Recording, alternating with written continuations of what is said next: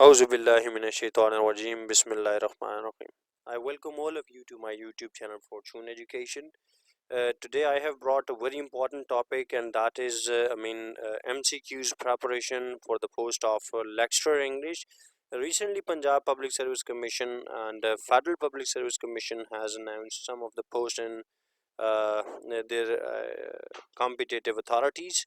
So I have this lecture for you, and in this lecture we're going to talk about some important MCQs that are being repeated in different papers. So we are just going to start with the very first question. The Romaunt of the Rose is a famous poem of Geoffrey Chaucer, and it belongs to French period. And the second question: what type of poem the Romaunt of the Rose is? It's an allegorical poem. And the third question is: Troilus and Cresside is a poem written by Chaucer in Italian period. The fourth question is: who exercised deep influence on Chaucer's art during Italian period?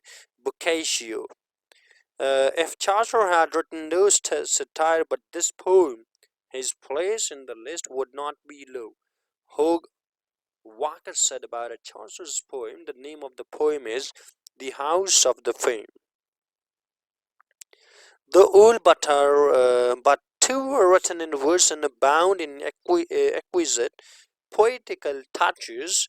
Their stories as well as poem, and Chaucer is to be regarded as first storyteller, as a first modern poet. Who said about Chaucer's art? W.J. Long. Yes, the next question. The age of Chaucer covers the period of 1337 to 1453.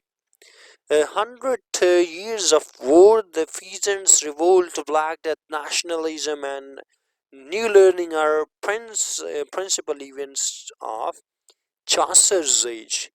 The next question is: Chaucer is a famous poet of Dash Age, Renaissance, and Middle Age. Renaissance and medieval age, or Middle Age. Chaucer sees what is and points it as he sees it. He effaces himself in order to took it better. Who gave the above statement about Chaucer? W.J. Long. He capte dati van in pestilence, for gold in physic is a cordial. Therefore, he loved gold in special, whose character is represented through these lines. The Doctor of Physics. What type of events and references have been made avoided by Chaucer? Poetical events. The next question. A cross section of English life in the 14th century was presented by Chaucer, who stands in much the same relation to the life of his time as Pope does to the earlier phases of 18th century, and Tennyson of the Victorian era is Chaucer, right? The next question: between which sets of dates did Chaucer live between 1300 to 14? We talked earlier in the other question as well. Yes, the next question: Chaucer lived during the reigns of Edward III, Richard II, and Henry IV. The next question we're gonna talk about here is: which of the following was the closest contemporary of Chaucer? William Langland. The next question: who called Chaucer the father of English poetry? Is John Dryden. The next question: who described Chaucer as the well of English, yeah, undefiled? Spenser. The next question is: Chaucer is born a real poetry. Who holds this view? Matthew Arnold. The next question is: Chaucer found his native tongue a dialect and left it in language. Who makes this observation? Is by Lewis. The next question is: Chaucer is the earliest of the great moderns. Who hold this view? Matthew Arnold again. If Chaucer is the father of English poetry, he is the grandfather of the English novel. Who makes this remark? G.K.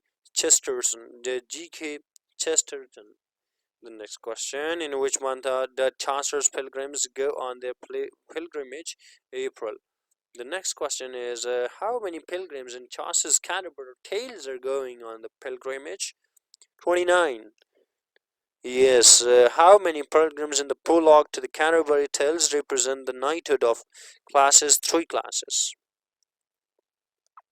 How many ecclesiastical characters are portrayed in the prologue? 8. How many women characters figure in the prologue to the Canterbury Tales? 3. Next question is it is believed that the host at the inn was a real man. What is the name of the host? Harry Bailey. The next question: what is the name of the inn where the pilgrims assemble for the night? Is Tobadin. The next: which of the following tales of Chaucer deals with the chivalric romance of Plasmon and Archite? Archite is the Night Tale. The Chaucer was called the earliest of the great modern, the morning star of Renaissance. Who initiated these remarks? Albert. Which of the following works of Chaucer presents the picture of a strong united nation? Canterbury Tales. How many tales to be told by the pilgrimage for? Who is the town of Saint situated? Where is the town of Saint situated? Canterbury. The next question is Armor Wincet Omania as Chaucer's prologue, which means love conquer all. Next question is which of the following tales is in prose? The Person's Tale, who is known as the connecting link between Chaucer and Spenser, Thomas Sackville. The next is that the work of White and Surrey were published in Total's Miscellany in Dash in 1557. And the last question of this video is the first English playhouse called the theater was found in 1576, right? And in the end, I would like to thank all of you for watching and listening attentively. Subscribe if you have liked the content. Thank you, and hope to see you in next video again. Umar Ahmad Khan, thank you very much. I'm Umar Ahmad Khan, and thank you very much. God bless you. See you next video, and God bless everyone. Allah Hafiz.